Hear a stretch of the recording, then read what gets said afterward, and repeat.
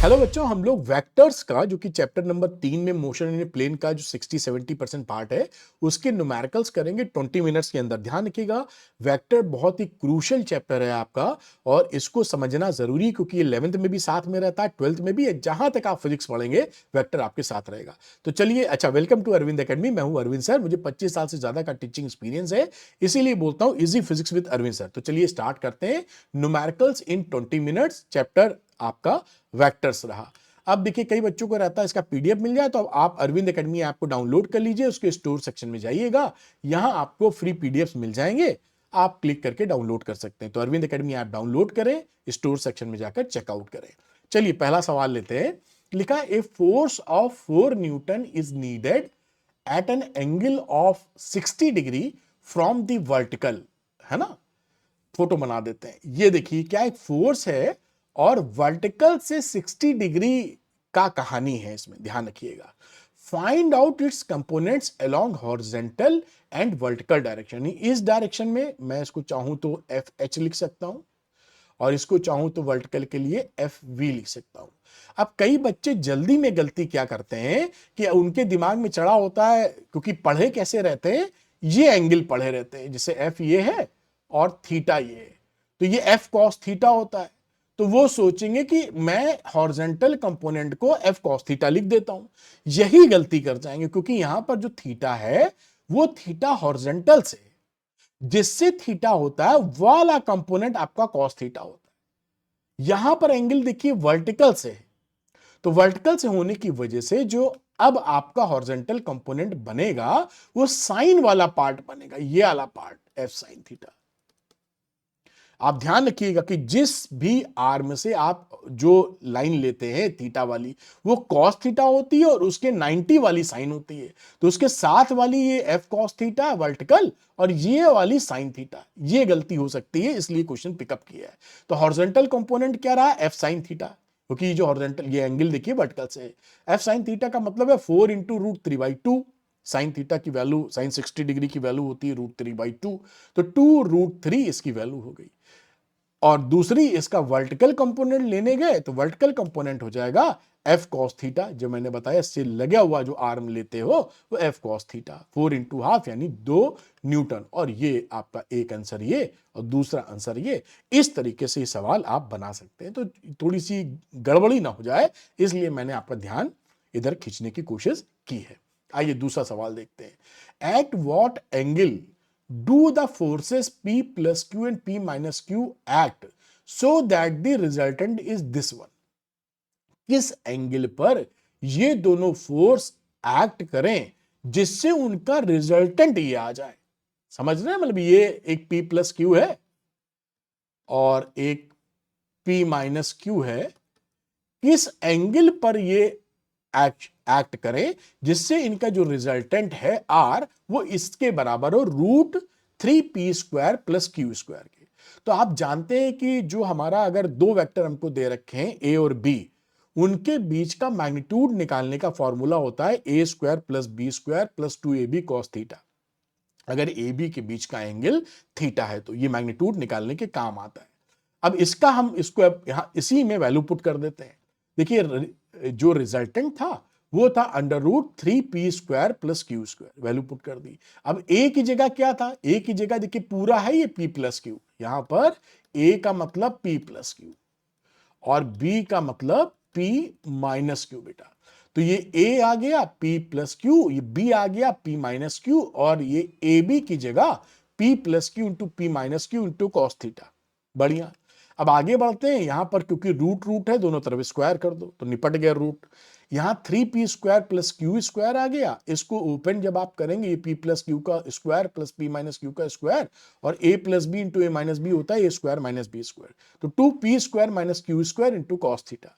अब देखिए इन दोनों को जब आप ओपन करेंगे तो इसके जो प्लस 2ab वाले टर्म है वो कट जाएंगे, इसमें प्लस 2ab आएगा, इसमें माइनस 2ab आएगा, मतलब प्लस 2pq आएगा और ये माइनस 2pq आएगा। तो p² इससे और p² इससे मिलके हो जाएगा 2p², q² इससे और q² इससे मिलके हो जाएगा 2q², और ये तो लिखा ही है 2p² minus q² into cos theta. अब देखिए ये जो 3 पी स्क्वायर में ये 2 पी स्क्वायर घटाओगे तो केवल बचेगा, देखिए, पी स्क्वायर, ये लिखा है। इस क्यू स्क्वायर में ये -2 स्क्वायर घटाओगे तो माइनस क्यू स्क्वायर बचेगा, ये लिखा है। और इसके साथ वाला टर्म जो था 2 P square minus Q square, वो नीचे आ गया। थोड़ा ध्यान से देख लीजिएगा। अब ये क्यू स्क्वायर इसके अंदर है, ना कि इसके बाहर है, तो इसको अंदर लिए रहो। तो ये आपका ये P square minus Q square ऊपर वाले टर्म को खा गया, हाफ बचा। तो cos theta is equal to half, तो theta is equal to 60 degree, और आंसर इस हिसाब से आपका ए आ जाता है। ये आंसर हो गया ए, यानी कि ए इज द करेक्ट चॉइस। तो ये भी इंटरेस्टिंग सवाल था जो क्लैरिटी के साथ आपका बनना चाहिए। आइए अगला सवाल देखते हैं, बढ़िया सवाल था। Two forces of 5 Newton and 7 Newton act on a particle with an angle of 60 degree between them, ठीक है। Find the resultant force. हमें क्या करना है कि दो जो फोर्सेस हैं 5 न्यूटन और 7 न्यूटन, वो दोनों के बीच में एंगल 60 डिग्री, उसका रिजल्टेंट निकालना है। तो ये 5 और 7 किसी को मान लीजिए बीच का एंगल 60 डिग्री है। अब हमें मालूम है कि इसका रिजल्टेंट का मैग्नीट्यूड निकालने का तरीका होता है under root p square plus q square plus 2p q cos theta. तो यहां पर हमने वैल्यू रख दी 5 का स्क्वायर प्लस 7 का square plus 2 into 5 into 7 into cos theta. Simple सी बात है, ये आपने सॉल्व कर लिया, ये आ जाएगा 25, ये आ जाएगा 35 और ये आ जाएगा 70। 7 पंचे 35, दूनी 70। और इसको आप कॉस 60, 7 में कॉस 60 आधा होता है, 2 से काटोगे 35 बचेगा। तो ये बेसिकली आप ये 25 प्लस 49 और प्लस 35, तो इसको आप जोड़ेंगे तो 109 आ जाएगा। तो ये अंडर रूट 109 आ गया। 10.44 न्यूटन ये मैग्नीट्यूड आ चुका है। जब भी ऐसे सवाल आए और रिजल्टेंट फोर्स बोला जाए तो इसका डायरेक्शन भी आपको निकाल के देना होता है, ये मत भूलिएगा। तो फॉर डायरेक्शन आप फॉर्मूला लगाते हैं 10 beta is equal to q sine theta upon p plus q cos theta. ध्यान रखिएगा ये जो बीटा एंगल होता है, जो यहाँ पे अकेला आइटम है ना पी, इससे होता है, ये पी से एंगल निकलेगा इस कंडीशन में। कई बच्चे ये भूल जाते हैं, फॉर्मूला लगा दिया, अब ये लिखना भूल गए कि बीटा इस क्यू वेक्टर से कि पी वेक्टर से, और नंबर कट जाते हैं। तो ये पी वेक्टर से, ध्यान रखिएगा। अब वैल्यू लगा दी 7 sine 60 plus 5 plus 7 cos 60, solve किया 0.7132, और ये वैल्यू आपको दी जाएगी, या यहीं पे लिख दीजिए tan इनवर्स 0.7132। तो beta is from P vector, ये ध्यान रखने वाली बात है। ये आपका सोल्यूशन आ गया। ऐसे सवाल आपके यहाँ बड़े पूछे जाते हैं, आप आसानी से इसको हैंडल कर सकते हैं। आइए आगे बढ़ते हैं अगले सवाल की तरफ। अब यहां पर है कि डिटरमाइन दैट वेक्टर व्हेन, ये इंपॉर्टेंट सवाल है, और ऐसे सवाल कभी कभी आपको कंफ्यूज कर सकते हैं, आ चुके हैं कई जगह ये। Determine that vector when added to the resultant of P and Q gives a unit vector along x axis। देखिए unit vector along x axis का मतलब होता है I कैप। तो कह रहा है कि इन दोनों का रिजल्टेंट P और Q में हम क्या वेक्टर जोड़ें कि हमें आई कैप मिल जाए। तो जब हम बोलते हैं P और Q का रिजल्टेंट, तो इसका मतलब होता है P और Q को का वेक्टर एडिशन करना है। Let resultant of P and Q is R vector, ठीक है। ये मान लीजिए एक रिजल्टेंट वेक्टर R है, तो R का मतलब हो जाएगा P प्लस Q। दो वेक्टरों को जोड़ने का मतलब होता है उसका रिजल्टेंट निकालना। ये पकड़े रहिएगा, ये छोटी छोटी बातें जो एकदम कॉन्सेप्ट पकड़ाती हैं, कभी कभी आपके सामने नहीं आ पाती तो गड़बड़ा जाता है। खैर, P हमने टीप दिया ऊपर से 2i cap plus 7j cap minus 10k cap, ये लिखा हुआ था। और Q कैप ये लिखा है, उसको भी कॉपी कर दिया, i plus 2j minus 3k। अब जानते हैं i वाला पार्ट i से जुड़ता है, j वाला j से, k वाला k से। जोड़ दीजिए, i को i वाले से जोड़ेंगे 3i कैप, 7j में 2j जोड़ा 9j कैप, और ये माइनस 10 में माइनस 3 जोड़ा माइनस 13k। ये रिजल्टेंट आ गया। अब अकॉर्डिंग टू क्वेश्चन क्या बोल रहा है कि इस रिजल्टेंट में हम कौन सा वेक्टर जोड़ें कि हमको आई कैप मिल जाए, unit vector along x axis. इसका मतलब है आई कैप मिल जाए। है सरल लेकिन समझना जरूरी है। तो एक्स वेक्टर का मतलब क्या हुआ, आई में से आर घटा दो, इस आर को इधर ले जाओ, आई माइनस आर। तो आई लिखा माइनस आर, आर का मतलब ये जो आपने यहां पे निकाल रखा है 3i cap plus 9j cap minus 13k cap. अब इस i में माइनस 3i करोगे तो माइनस 2i बचेगा, तो ये minus 2i cap minus 9i cap और ये हो गया +13k का। ये आंसर आ गया जो इनकी रिक्वायरमेंट थी। तो ये अच्छा सवाल था, ध्यानपूर्वक आपको इसको करना चाहिए था। उम्मीद है आप बहुत ही बेहतर ढंग से समझ गए होंगे। आइए अगला सवाल देखते हैं। Find the vector a b and its magnitude if its has initial point a and final point b. हमको ए और बी पॉइंट दे रखा है, ए बी निकालना है। तो ये देखिए ए पॉइंट दे रखा है कोऑर्डिनेट्स में 1, 2, -1, बी दे रखा है 3, 2, 2। इनिशियल पॉइंट है x1, y1, z1, इसको इसलिए कि किसी भी वेक्टर के लिए आप अप्लाई कर सकें। फाइनल पॉइंट है x2, y2, z2, 3, 2, 2। तो कभी भी जब आप ए बी वेक्टर निकालने जाएं तो क्या करेंगे, फाइनल माइनस इनिशियल किया जाता है। तो x2 में से x1 घटा के लिख दीजिए आई कैप, y2 से y1 घटा के लिख दीजिए जे कैप, z2 से z1 घटा के लिख दीजिए के कैप। यानी ए बी वेक्टर जब भी करना हो, बी माइनस ए करते हैं, position vector of B minus position vector of A. ये इसलिए बता रहे हैं कि किसी भी वेक्टर के साथ आप लगा सकें। अब यहां पर ये 3 था, 3 में से 1 घटाया, लिख दिया आई कैप। इस 2 में से ये 2 घटाया, ये लिख दिया। इस 2 में से ये -1 घटाया, ये लिख दिया। ये हो गया 2 आई कैप। 2 - 2 होता है 0, और 2 में से -1 घटाओगे तो 3 आ जाएगा। तो 2 आई कैप प्लस 3 के कैप। ये हो गया ए बी वेक्टर। अब कह रहा है इसका मैग्नीट्यूड बताओ। तो ए बी वेक्टर का मैग्नीट्यूड आप कैसे निकालते हैं, √x, कोई भी वेक्टर, ये तो ये खैर कहीं भी ए बी का अगर मैं लिख दूं, कोई वेक्टर अगर लिखा हो, मान लीजिए xi प्लस yj कैप, तो इसका मैग्नीट्यूड आपको लिखना जब होता है, ये आपको पता ही होगा, मैं जस्ट रिवाइज करा रहा हूं, √x² प्लस y² से लिखते हैं। और केवल ये तो 2D की बात, अगर 3D लिखा हो तो भी ऐसे ही करते हैं। 3D में अगर कोई वेक्टर हो, 3D मतलब z एक्सेस भी आ जाएगी, तो उसमें भी अगर ये कहानी बने तो कोई टेंशन नहीं लेना है बेटा, x² magnitude y² plus z², ऐसे लिख दिया जाता है। खत्म हो गई बात। और वेक्टर कैसे दिखाई पड़ता है उसमें, अगर ए बी वेक्टर होता 3D स्पेस में, तो xi cap plus yj cap plus zk cap, इस तरह से आपको दिखाई पड़ता। तो ये दिखाई पड़ेगा तो इसका मैग्नीट्यूड ऐसे निकाल दोगे, कौन सी बड़ी बात है। ठीक है, आइए एक कदम आगे बढ़ाते हैं हम लोग। अगला देखते हैं यहां पर सवाल, ये question. If A is equal to 3i cap plus 4j cap and B is equal to 7i cap plus 24j cap, find a vector having the same magnitude as B vector। यानी इसका जो magnitude है उतना ही magnitude चाहिए, और हमें चाहिए A के पैरेलल। तो वेक्टर में पैरेलल का मतलब होता है कि डायरेक्शन दोनों की सेम होनी चाहिए। आइए देखते हैं, vector having same magnitude as B and parallel to A. तो ये मैग्नीट्यूड बी का क्या हो गया, बी मॉडुलस, ये मैग्नीट्यूड हो गया। और पैरेलल टू बी का मतलब है कि पैरेलल टू ए का मतलब है ए की डायरेक्शन देनी है। हमेशा ध्यान रखिएगा, जो यूनिट वेक्टर होता है वो डायरेक्शन देने के काम आता है। तो ए वेक्टर का यूनिट वेक्टर से मल्टीप्लाई कर दो, तो इसने इस मैग्नीट्यूड को डायरेक्शन दे दिया। तो ये डायरेक्शन तो ए वेक्टर की तरफ है और मैग्नीट्यूड बी के बराबर है। ऐसे पकड़िएगा, हमेशा ध्यान रखिएगा, फिजिक्स में जो यूनिट वेक्टर होता है वो हमेशा डायरेक्शन देने का काम करता है। ये कहानी, ये सवाल बड़ा इंपॉर्टेंट है, आपके एग्जाम में बहुत आता है। खैर, अब b का मैग्नीट्यूड निकालते हैं।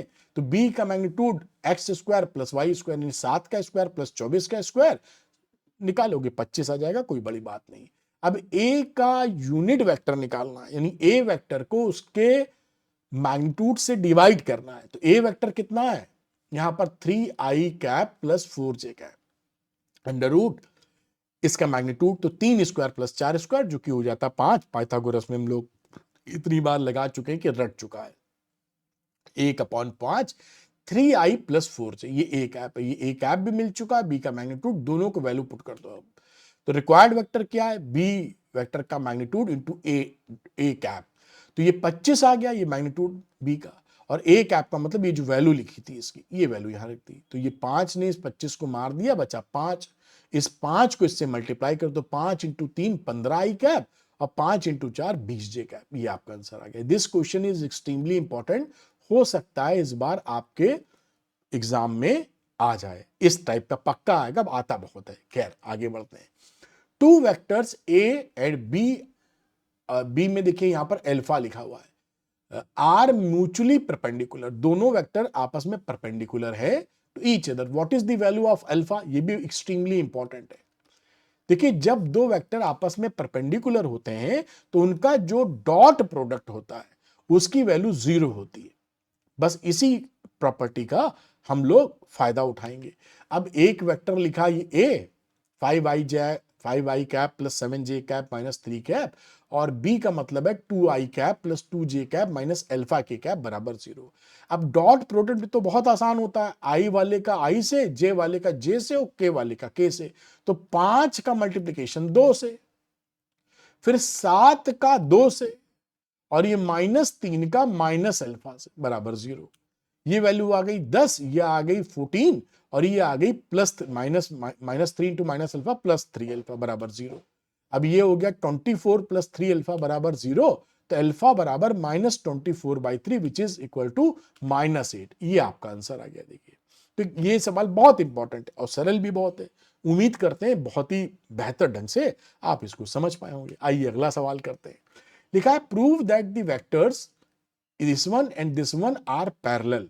तो देखिए जब भी दो वेक्टर्स को पैरेलल शो करना होता है तो हम उसके क्रॉस प्रोडक्ट को नल वेक्टर अगर दिखा दे तो वो हम पैरेलल हो जाएगा।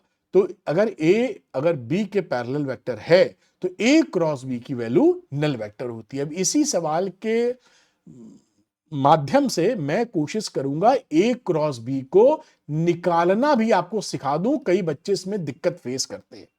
ठीक है, अब देखिए जब भी एक क्रॉस बी, ये इसको बोलते हैं determinant method to find the cross b. ये जो डंडे लगे हैं ये मॉडुलस साइन नहीं होता है, डिटर्मिनेंट होता है।